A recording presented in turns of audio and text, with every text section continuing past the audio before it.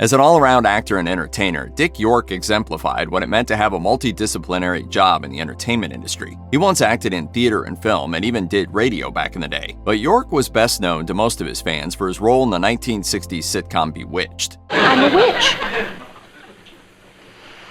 That's wonderful.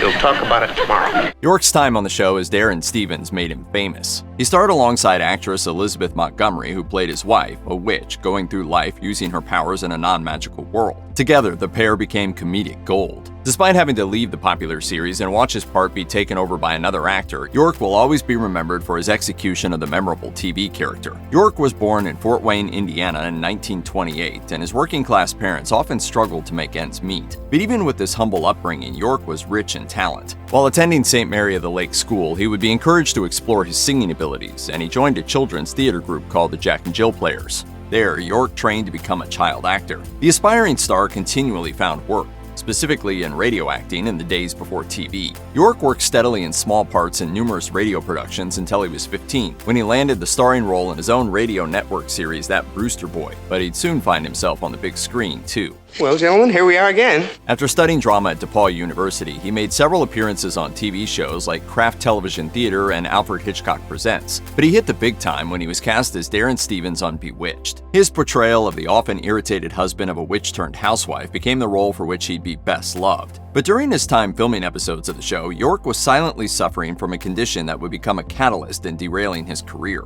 A few years earlier, York had injured himself on the set of the movie They Came to Cordura. He was lifting a railroad handcar with other cast members, but when the director called cut, everyone stopped lifting except for York, which of course injured his back. I really was scared in that fight. That's why I bit my chin strap through. He tried to recover using painkillers and other medications. He continued to act on Bewitched, and as things got worse for him, the show apparently adapted. According to IMDb, the set was equipped with special furniture to accommodate his injury. But after taking drugs year after year to try to deal with his pain, York had become addicted. He became so dependent on the drugs that even though he had avoided taking them before heading to work, it soon spilled into his professional life and he started medicating on set. By 1969, the show could no longer work around his health issues, and when York passed out on set that year, he was let go. His beloved character was taken over by actor Dick Sargent, and the show went on without him until it went off the air in 1972. A year before the show wrapped, York had weaned himself off the drugs that cost him his career. He returned to acting in the 80s, but found very few roles, and eventually just stopped acting altogether. According to the Los Angeles Times, in 1989, York was living in Michigan, suffering from emphysema, dependent on oxygen, and nearly destitute.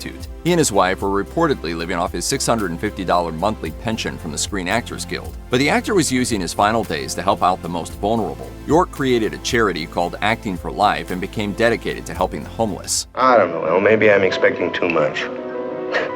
Maybe I'm looking for magic. He died at the age of 63 in 1992 from emphysema. York had been a lifelong chain smoker with a multiple pack-a-day habit. Despite having defeated one life-threatening addiction, decades of smoking took their inevitable toll. York died on February 20th, 1992. He was survived by his wife, Joan Alt, and their 5 children.